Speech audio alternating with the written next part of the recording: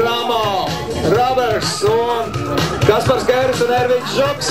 Dodās trasēji savā otrajā iebraucienā, Kaspars brauc pa priekšu un Ervīns Žuks, jā, viņam sako.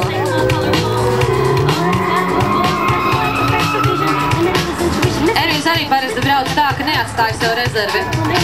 Viņš mēģina braukt. Gērvis izskatās labi, Žuks arī pārliecinoši labi.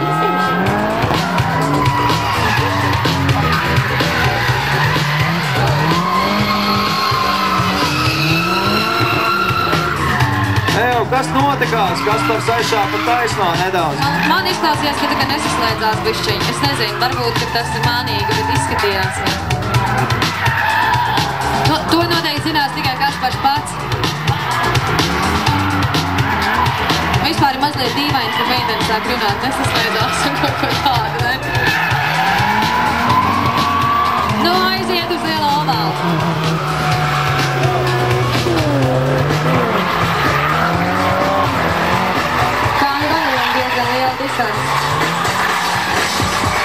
Kasparam skaisti nogul riebas, Ervīns pamāja skatītājiem un viņu iebrauc pie tiesneša, lai viņš norādītu, kurš ir vinējis.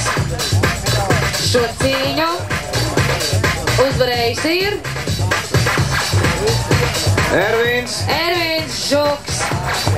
Paldies Kasparam Gērvim par labo sniegumu. Es domāju, ka arī viņa sagriešanās bija liktenīga.